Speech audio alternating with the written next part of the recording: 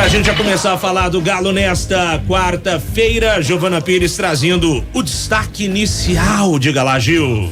Rafa, é o seguinte, primeiro, boa tarde mais uma vez pra você, pra todo mundo que acompanha a gente aqui na FM O Tempo, e feliz aniversário pro Lélio também. O pessoal tava dando ainda os parabéns, agora é minha vez também. Muita saúde e paz pra você, Lélio. Obrigado, Giovana. Tamo junto. Atualização do departamento médico do Atlético, tem muitos jogadores por lá, então a gente vai fazer aquele esquema realmente falando não, que é... Muito você tá sendo boazinha demais. Como é que tá a situação de cada jogador, porque hoje também o Johan, meio-campista do Atlético, iniciou o período de transição física. Ele teve uma lesão na coxa agora no início do mês, né? Depois da eliminação para o Palmeiras na Libertadores, iniciou agora o período de transição física, então começa a fazer esse retorno aos gramados e em breve deve sim ser opção para o técnico Felipão. Além disso, Igor Rabelo segue no trabalho de fisioterapia com uma lesão na coxa. Alan Franco, que entrou agora depois da partida contra o Santos, vitória por 2-0 na Arena MRV com uma entorse no joelho direito, também segue o trabalho de fisioterapia no clube. O Zarate, meia do Atlético, que também sofreu uma lesão, estava no período de transição física desde o início da semana, teve a morte do pai confirmada hoje, então foi liberado pelo Atlético para ir à Argentina prestar solidariedade aos familiares, fazer esse carinho, né? Viver esse luto realmente da maneira que deve ser feita. Importante o Atlético ter essa consciência e liberar o jogador, claro. Com certeza. E aproveitar para chamar o Breno Galante para o nosso bate-papo. Breno, boa tarde para você. E a gente estava falando em off antes do programa, né, meu caro? Sobre as coisas que têm acontecido com o Zarate esse ano de 2023, tem sido um ano muito pesado para ele. A gente lembrou também, né, Gil? Ele já tinha perdido o cunhado, que ele era muito próximo desse cunhado. Agora a questão do pai também, que morreu. E tem um vídeo muito bacana que o Breno cedeu as imagens pra gente passar aqui no Tempo Esportes, de algo que você observou no jogo, no dia da inauguração da arena, né, Breno? Um abraço. Boa tarde aí, Rafa. Primeiro, parabéns aí pro Lélio, né? Esse grande mito da nossa rádio aqui, né? Ô Lélio, tá ficando velho, hein, rapaz? Vou dizer uma coisa, hein? Você também, eu ainda viu? Chego lá, viu? Eu ainda chego lá. Eu ainda chego lá. Abraço, Breno. Obrigado. Um abraço, meu amigo. Ô Rafa, antes do jogo me chamou muita atenção, né? E as imagens mostram aí a preocupação do Rodrigo Caetano na hora do aquecimento do time do Atlético entrando em campo lá na Arena MRV. O Rodrigo batendo um longo papo com o Zarate, mais ou menos uma situação parecendo de pai para filho, aquele abraço, aquele conforto. E aí depois eu fui saber que realmente o pai do Zarate estava numa situação de uma doença complicadíssima, né? Já era uma coisa mais ou menos esperada, infelizmente, o que aconteceu, e que o Zarate vinha, né, levando isso. Aí entra o lado profissional do jogador, né? Mesmo passando por isso tudo, dessa doença do pai, ele tentando se recuperar o mais rápido possível para voltar ao time. E, cara, me tocou muito essa questão do Rodrigo Caetano, que além de ser, né, o diretor de futebol, ele exerceu aquela função do amigo, do pai, né, de consolar o Zarate num momento tão difícil. Você disse aí também, né? Ao longo dessa temporada ele já tinha perdido o cunhado, tá longe de casa, né? E o pai dele morava na Argentina, isso tudo é muito complicado, né? E o Rodrigo Caetano, para mim, exercendo um grande papel, mostrando que não basta ser apenas diretor e cuidar das coisas do grupo dentro do campo, né? Fora do campo é muito importante ter esse papel de amigo e de pai também dos jogadores, né? Com certeza. O pessoal da live tá providenciando o vídeo aqui pra gente, mas que tenha melhor sorte o Zarate, né, pessoal? Porque a gente sabe, né, o tanto que essas questões do extracampo influenciam. E o Zarate, assim, ele já lida com questões de tá jogando bem, machuca, volta. Ainda vem esse extracampo pra pesar um pouco mais, né? E cabeça do jogador, gente, não é porque o cara ganha muito mais dinheiro que a gente que ele não pode ter os problemas dele e as coisas da vida pessoal afetem o desempenho dele. Muito pelo contrário, a gente passa por isso, eles passam por isso. Claro. Felizmente faz parte, né? É a vida, né, Di? É o emocional, né? O emocional é de cada um, são seres humanos, isso independentemente de rico, pobre, ou seja, qual for a situação, né? A perda de um ente querido, né? O primeiro cunhado, que era o melhor amigo dele, né? Me parece que eles cresceram juntos na infância, me lembro na época e tudo mais. Agora a questão do pai também, né? Acho que quem já passou por isso sabe perfeitamente a dor que é.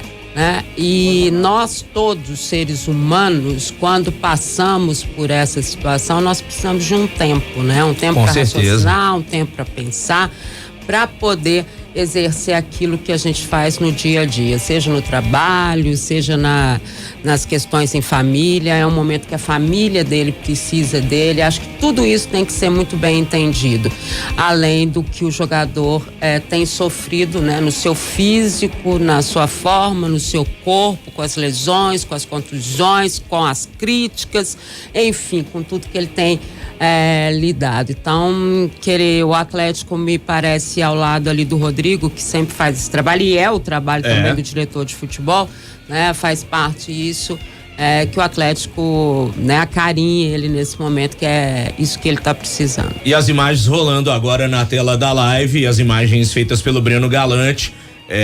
Quem não tá na live, tá só no radinho. Estão ali o Zaratio e o Rodrigo Caetano conversando. Esse trajeto, né? O trajeto que sai do vestiário do Galo, passa por essa zona mista e vai pro túnel do estádio. E tá ali o Zaratio bem abatido e o Breno Galante ressoou nesse momento do Rodrigo Caetano conversando com ele. Você conseguiu ouvir um pouco, Breno, do que eles estavam conversando? O Rodrigo, você perguntou ao Rodrigo Caetano depois o que aconteceu? Ô Rafa, eu perguntei pro Rodrigo porque eu fiquei com a impressão, primeiramente, que o Zaratio estava meio chateado de não estar podendo participar da inauguração, né, da Arena MRV. E foi aí que o Rodrigo me comentou que era a questão do pai dele, que estava com uma doença muito grave e num estado muito complicado, né? E ele falou que tinha que dar parabéns pro Zaratio por estar ali, né, demonstrando todo o seu profissionalismo, mesmo passando a barra pesada que ele passou. Então, cara, eu não sei o que ele sentiu, ainda não passei por isso, mas imagino que deve ser muito difícil e a gente tem que tirar o chapéu pro jogador, mesmo com problemas lá na Argentina, tá focado aqui no treinamento, buscando a sua reabilitação, tava no momento de transição, já pronto para voltar pro time, né? Enfim, é lamentável, mas como você disse, né? Coisas da vida, né, Rafa? Faz parte, né? Ou fazem parte das nossas vidas esses episódios também. Agora, Gil, vamos voltar pra dentro das quatro linhas pra falar um pouquinho desse meio campo do Atlético, né? Porque sem Zaratio, Johan e o Batalha, que tá suspenso, o que o Felipão vai arrumar nesse jogo contra o Atlético Paranaense? E aí, claro, quero saber também as opiniões de Daniel Seabra e de Lélio Gustavo. Gil. É isso, o setor do meio campo, né? Aquele que o Atlético mais vai ter desfalques para essa partida contra o Atlético Paranaense, sábado, 4h, jogando fora de casa pelo Campeonato Brasileiro. Como você disse, só destacando, Zaratio, que tá nessa viagem à Argentina por conta da morte do pai, e Johan em transição física, quem sabe aí pode ser relacionado para essa partida. Expectativa de que ainda não esteja pronto, mas quem sabe na sexta-feira a gente deve ficar sabendo qual que é a real situação, se vai ou não ser relacionado o Johan. Além disso, o Batalha cumpre suspensão, então fica de fora também desse jogo contra o Atlético Paranaense. E aí, na partida contra o Santos, Otávio e Pedrinho foram titulares, assim como o Batalha ali no meio campo. O Atlético, né, que usa esse 4-3-3, né, com 3 jogadores no meio campo, teve o Otávio, Batalha e Pedrinho, que foi muito bem. O Batalha tá suspenso, então fica ali, Otávio e Pedrinho, acredito que garantido no meio campo. Concorda comigo, Lélio? Esses 2 jogadores garantidos no meio do Galo? Olha, pelo que o Filipão até falou na entrevista coletiva, né, Giovana, o Pedrinho vai ser titular contra o Atlético Paranaense. Agora, resta a gente saber como que o Filipão vai pensar para compor o meio de campo. Será que ele pensaria no Igor Gomes, que já jogou como segundo volante pelo São Paulo? Talvez possa ser. Mas tem um outro menino, é Paulo Vitor o nome dele, Paulo, né? Vitor. Que é o volante, quer dizer, pode ser que Filipão, mas o Filipão, eu acho que até na fala dele, ali na entrevista, né, sempre interrompida pelo serviço de som, fez questão até de responder uma pergunta do nosso querido Betinho Marques sobre a base, né, e ele não tá muito afim de utilizar a base agora não. Então eu ficaria aí, talvez, com o Otávio e Igor Gomes, né, e, é claro, o Pedrinho. E aí com os 3 homens de frente, o Pavão, o Hulk e o Paulinho. Pode ser que seja assim, né? O Igor Gomes tem essa característica de segundo volante. As opções do Filipão, né, ali no meio-campo para essa partida: Edenilson, Igor Gomes, Patrick e Paulo Vitor, que é esse volante da base citado pelo Lélio, e também o Alisson, que também é outro meia da base que poderia ser utilizado. Sobre o que disse o Filipão nessa entrevista coletiva da Arena MRV no domingo, ele destacou que o Atlético não está no momento correto ainda de usar os jogadores da base, né? Ele falou que primeiro é necessário tirar o pé da lama, tô usando as palavras do Filipão, para depois começar a pensar nesses jogadores, porque segundo ele, né, segundo o técnico do Atlético, jogadores da base não são a salvação do time, né? Eles ainda precisam aprender muito antes de fato se destacarem. Tô repetindo aí o que disse o Filipão sobre utilizar jogadores que vêm da base do Atlético no time profissional. Então, só destacando mais uma vez as opções no meio-campo: Edenilson, Igor Gomes, Patrick, Paulo Vitor e Alisson.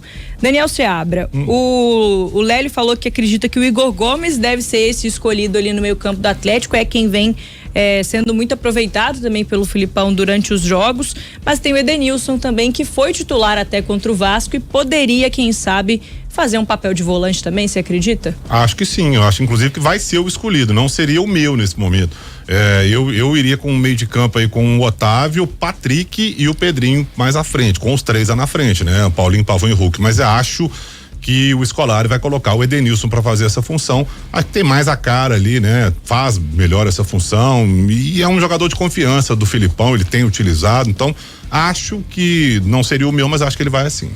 Lembrando que o Otávio, ele vai reencontrar o Atlético Paranaense, né? Vai reencontrar o Atlético Paranaense. E que circunstâncias, né? Doentes. Tomara que desse. Filipão também. Rapaz, se a gente puxar a capivara aqui. Sabe aquele segurança, melhor levar tudo lá pra Arena da Baixada. Mas enfim. Eu iria. Ele não vai. Ele vai com o Edenilson, mas eu iria com o Patrick.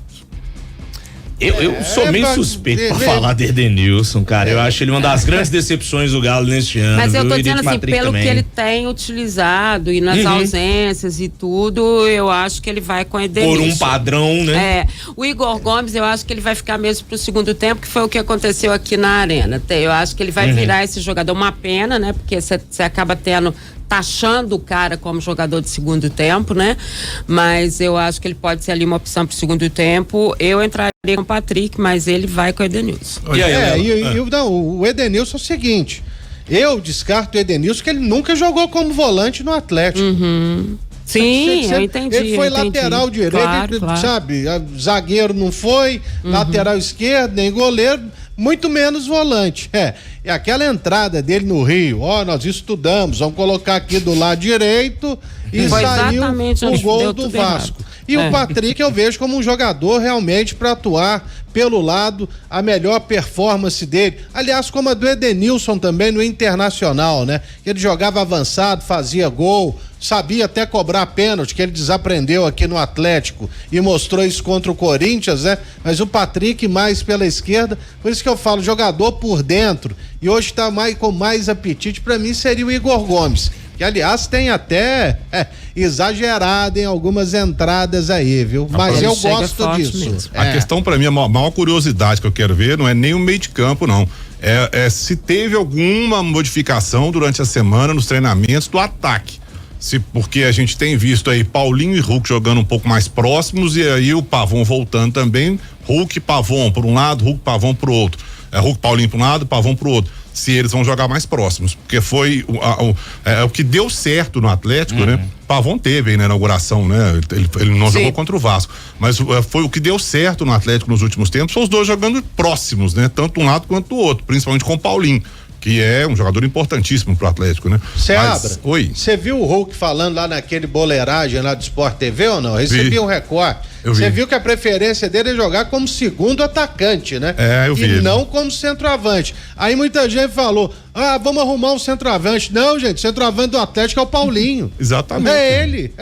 Aí tem que botar o Hulk pra ser o segundo ali ao lado dele e botar o Paulinho mais solto na frente. Marques e Guilherme. Exatamente.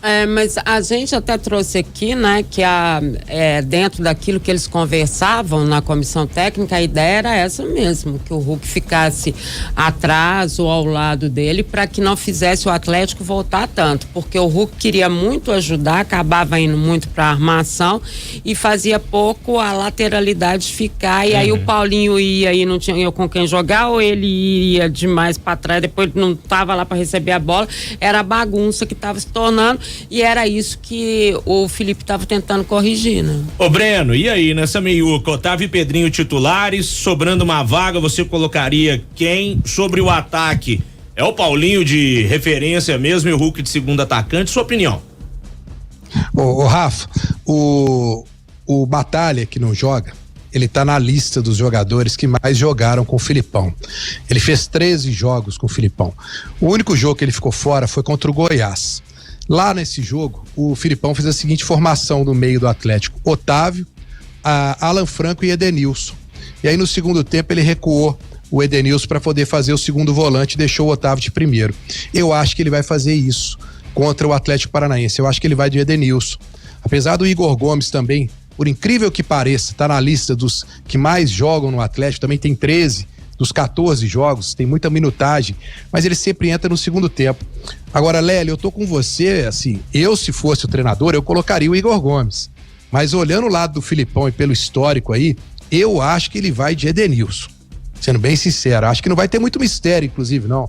Acho que na zaga ele vai colocar o Fux, na lateral esquerda o Rubens, e acho que no meio ele vai com o Edenilson. E a referência tem que ser o Paulinho, né? O Hulk deixou isso bem claro, eu estava assistindo a entrevista lá. Perdemos o contato com o Breno, já a gente... vai lá, Breno. Voltou, Breno. Não, é porque eu acho que ele vai fazer isso, ele vai mudar um pouco isso. A gente vai ver mais o Paulinho jogar junto com o Hulk, que era uma coisa que ele estava pleiteando. Ele já tinha dado entrevista falando que tinha mudado o jeito de jogar em relação ao Cudê, pro Filipão, e eu tô acreditando que a gente vai ver essa dupla um pouquinho mais perto, e o Hulk realmente fazendo esse segundo atacante, como ele disse na entrevista. Então, Lélia, a gente vai conhecendo o treinador, né? Ele não faz muita preferência da gente em alguns momentos, não, né? Porque eu também não colocaria o Edenilson, mas, rapaz, tô achando que ele vai de Edenilson. Não, mas isso é normal, isso aqui é só pra gente ter o que falar, né? Mas se for o Edenilson, vai ser. Realmente, você tem razão, aquele segundo tempo, e foi justamente quando o Atlético teve uma pane geral no jogo, era o Edenilson o homem por dentro, né? Ao lado do Otávio. Foi um jogo horroroso do Atlético lá em Goiânia, naquele empate por 0-0, e foi no jogo em que o Arana agrediu o jogador do Goiás e vai cumprir mais um jogo de suspensão por causa disso. Correto, Breno Galante? É isso aí. Aí o Rubens, né, fica aquela expectativa. Inclusive ontem, ô Lélio, eu cometi uma gafe aqui, né? Porque eu falei que eu achava que o jogador que o Atlético ia mais sentir falta era o Arana, porque eu esqueci que o Batalha estava suspenso. Depois você veio e falou do Batalha, e eu tenho que assinar embaixo, porque o Batalha é o jogador, para mim, o mais regular do Atlético, né? Desde quando o Filipão assumiu aí. Até justificado porque que ele jogou todos os jogos com o Filipão, à exceção desses contra o Goiás, né? E fica só essa expectativa em cima do Rubens. Vai ser o terceiro jogo do Rubens só, né? Ele fez um como titular contra o Grêmio. Esse último jogo contra o Santos acho que nem conta, né? Entrou tão pouco. É ver essa questão do ritmo de jogo, né? Como vai ser o ritmo de jogo do Rubens, lembrando que a grama sintética, isso dá um impacto diferente. O jogo fica um pouquinho mais diferente, né? Mais rápido. Pois é. Agora, pessoal, são 5h28, estamos chegando na reta final desse primeiro bloco do Atlético. Gil, temos coisas para falar do extracampo, aliás, coisas que aconteceram no estádio e que afetam o Atlético também, mas tem mais um julgamento por aí no STJD, o Galo podendo pegar uma pena nada branda, né, Giovana? Eu acredito que não vai acontecer, a gente vai poder acompanhar aí no dia 5 de setembro, o Atlético vai ser julgado no STJD por conta de arremessos de objetos no campo na partida entre Atlético e Flamengo, jogando na Arena Independência, derrota do Galo de virada por 2-1. O que o árbitro relatou na súmula? Que durante os 2 gols da equipe visitante, no caso o Flamengo, aos 34 minutos e aos 42 do segundo tempo, foram atirados copos dentro do gramado, vindo de onde estava localizado a torcida do Atlético. Então, durante essa partida, teve esse arremesso de copos no gramado. Eu lembro até durante o jogo que a gente relatou tudo isso aqui na transmissão de O Tempo Esportes. Então, o Atlético vai ser julgado por conta disso. Multa de 100 de R$100 a 100 mil, ou até perda de mando de campo de 1 a 10 partidas. Acho que isso é muito difícil que aconteça com o Atlético, porque foram copos arremessados, né? A gente já viu muita coisa pior, sei lá, rojão, pedra, sinalizador, sapato, que principalmente atinge alguém, né? Como não atingiu ninguém, não foi em direção ao árbitro, não foi em direção ao jogador, então acredito que vai ser um pouco mais tranquilo pro Atlético, talvez só a pena financeira mesmo, a multa financeira na verdade, mas dia 5 de setembro o julgamento já tá marcado. Agora o torcedor também tem que botar a mão na consciência, né? Foi o que a gente debateu aqui ontem, o Voloche citando a questão lá do ônibus do Botafogo sendo apedrejado e tudo mais, e principalmente, né, Breno, na Arena MRV, porque a distância da arquibancada pro campo é um negócio absurdo. E o caso que aconteceu isso foi no Independência, né? Que também tem essa proximidade. Distância pequena, apesar de que na arena você tem reconhecimento facial dos torcedores, tecnicamente é mais fácil identificar o baderneiro, mas na Arena MRV também tá colado no campo, né, Breno? Então não pode vacilar, até porque o maior prejudicado, ou quem sai mais prejudicado, é o próprio Atlético, né? É verdade, Rafa, e você falando disso, eu me lembrei aqui, me chamou muita atenção no Maracanã, no jogo contra o Vasco, que, cara, de 5 em 5 minutos, o rapaz que comanda lá o som ambiente do Maracanã ficava falando para os torcedores evitarem de jogar qualquer tipo de coisa dentro do campo para que o clube não fosse punido. É um trabalho de educação do torcedor, né?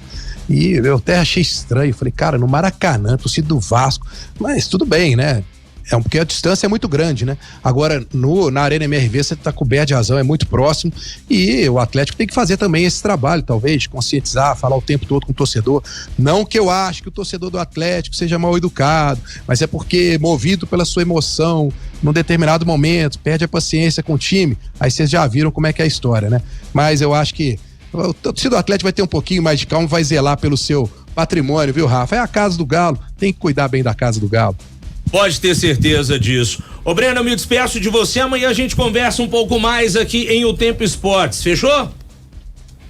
Valeu, Rafa, abraço pra você, Giovana, Dimara, ao Seabra e ao Lélio Gustavo mais uma vez. Saúde pra você, meu amigo, tamo junto. Amém, obrigado, Breno. Breno Galante conosco aqui em O Tempo Esportes.